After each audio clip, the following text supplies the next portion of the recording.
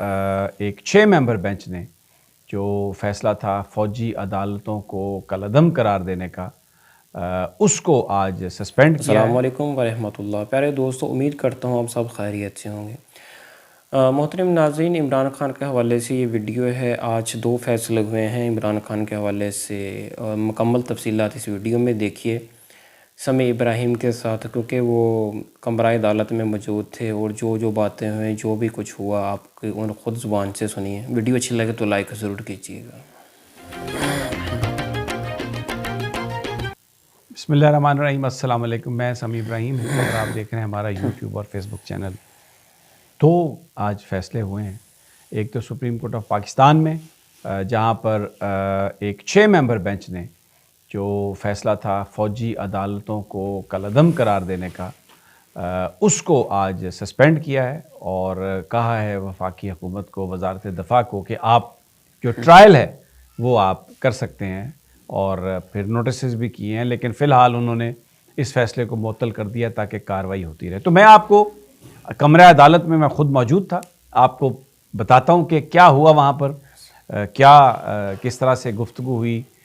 اور پھر دوسرا جو ہے وہ جج قدرت اللہ جو عدت کیس کی سماعت کر رہے ہیں عمران خان اور بشرا بی بی کے طلاق کے معاملے پر، تو وہاں پر جو ایک فیصلہ آیا وہ بڑا ایک تکلیف دہ فیصلہ، اور قدرت اللہ صاحب نے یہ کیا ہے جو مجسٹریٹ ہیں۔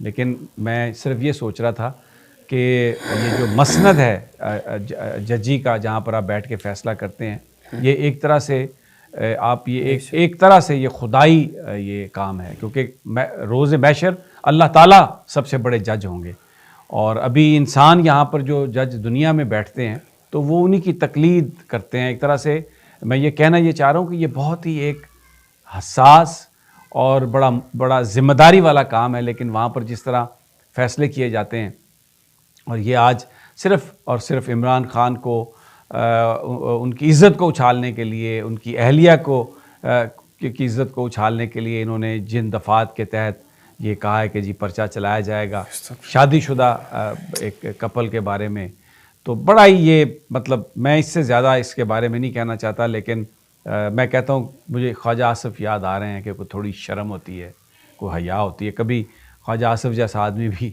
بڑے اچھے فکرے بول دیتا ہے۔ اس سے زیادہ میں اس پر کومنٹ نہیں کروں گا، نہ میں کسی کے بارے میں بات کروں گا، کیونکہ وہ اتنا گند ہے وہاں پر جو یہ کیا جا رہا ہے انتہائی۔ اور میں دیکھتا ہوں یہ نون لیگ کے لوگوں کے چہرے جس طرح کے یہ گفتگو کرتے ہیں، اور جو یہ اس وقت کر رہے ہیں، ان کو احساس نہیں ہے کہ ماؤں بہنوں کی عزت کیا ہوتی ہے۔ بہرحال آ جاتے ہیں سپریم کورٹ آف پاکستان میں۔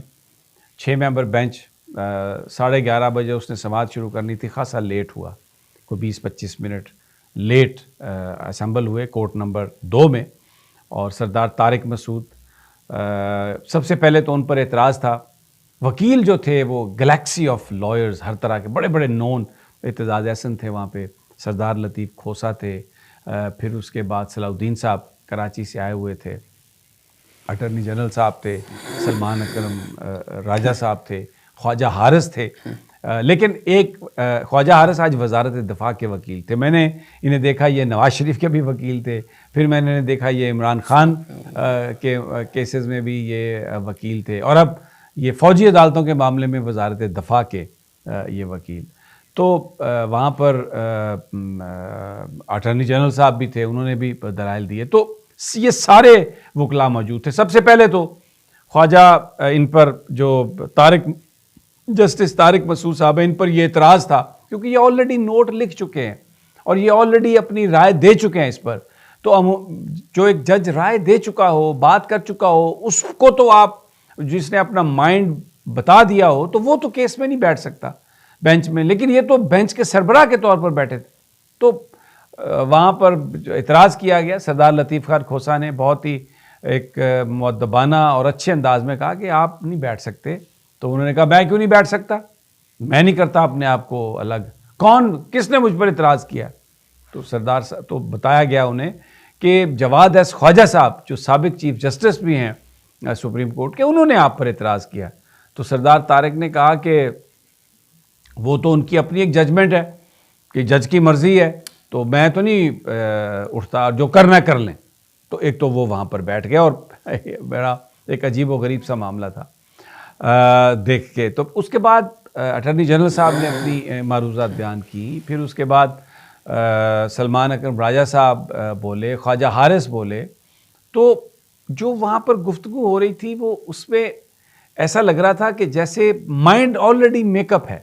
یہ جو بینچ بنایا گیا ہے, میں وہاں پر میری وکلاء سے بھی بات ہوئی, کمرہ عدالت میں بھی یہ سرگوشیاں تھیں کہ قاضی فائز عیسیٰ صاحب نے اپنے آپ کو اس میں علیحدہ کر لیا, عطر معین اللہ صاحب کو اس میں شامل نہیں کیا. تو یہ جو بینچ کی کمپوزیشن ہے یہ بیسیکلی یہ اسی طرح کا فیصلہ لینے کے لیے یہ کمپوزیشن بنائی گئی ہے. یہ ایک وسپرز تھیں وہاں پر. اور جو پھر جس طرح سے گفتگو ہوئی تو میں نے دیکھا کہ سردار طارق جو ہیں وہ بہت ہی سخت انداز میں آج گفتگو کر رہے تھے اور بالکل وکیلوں کو وہ کہہ رہے تھے. بلکہ ایک موقع پر تو فنڈامنٹل رائٹس کے حوالے سے جب بات ہوئی کہ یہ بنیادی حقوق ہیں تو میں بالکل ساتھ کھڑا تھا. تو جج صاحب نے یہ بات کہی کتاب رکھتے ہوئے طارق مسعود صاحب کو, ایک تو یہ فنڈامنٹل رائٹ نہ ہمیں نہیں چھوڑتے, یہ پتہ نہیں نکل آتے ہیں. تو ایک سپریم کورٹ کے سینئر جج کے منہ سے اس طرح کی باتیں کہ یہ فنڈامنٹل رائٹس کو وہ جس طریقے سے انہوں نے گفتگو کی, دیٹ واز ٹو مچ. اور میں آمنہ ملک صاحبہ کے بارے میں سوچ رہا تھا, انہوں نے بتایا کہ مجھے ہراس کیا گیا اور میرے سے بڑی, تو میں نے سوچا کہ ایک اکیلا کمرہ جس میں 4-5 بندے بیٹھے ہوئے ہیں, تو ایک اکیلی عورت اگر آئی ہے تو اس کے ساتھ اگر کیا بات ہوئی ہوگی. اب یہاں اتنا مجمع کمرہ عدالت کھچا کھچ بھرا ہوا تھا, بہت سینئر وکیل بھی تھے, جونیئر بھی وکیل تھے, اور وہ جو بالکل ینگ لائرز ہیں وہ بھی موجود تھے, صحافی بھی تھے.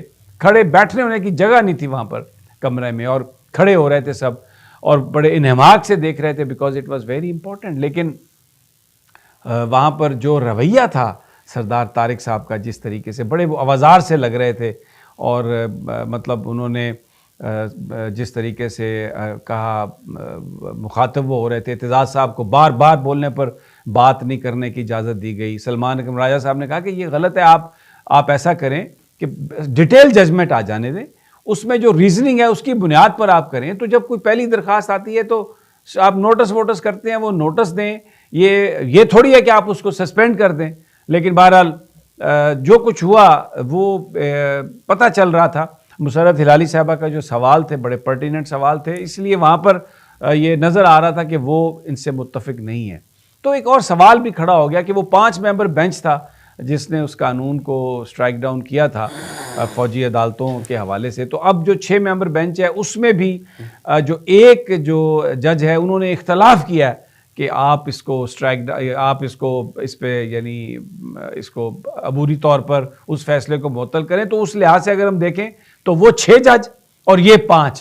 لیکن بہرحال یہ بحث پہلے ہوتی رہی ہے, خود نون لیگ کرتی رہی ہے, لیکن ادھر وہ جناب اپنا انہوں نے یہ ریزرو کیا فیصلہ اور اس کے بعد سنا دیا.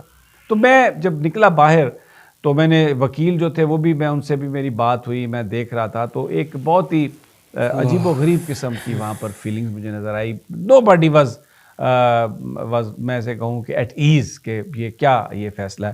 اور ٹی وی لگایا تو اس میں نواز شریف صاحب بیٹھے ہوئے اپنی وہ کہانی سنا رہے ہیں اپنی بیوی کی کہ پتہ نہیں وہ کیسے ان کا انتقال ہوا اور بڑا وہ اپنے آپ کو ایک مظلوم. تو میں سوچ رہا تھا کہ یہ کس قدر یہ ایک منافقت سے بھری ہوئی یہ پریس کانفرنس ہے. یوں سر جھکا کے سارے غلام بیٹھے ہوئے ہیں اور وہ ایک راجہ جو ہے وہ سنا رہا ہے کہ میں پتہ نہیں کیا کر کے آیا اور پتہ نہیں کیا ہوا, اور ادھر مقدمہ چلوا رہے ہیں عمران خان اور ان کی اہلیہ پر.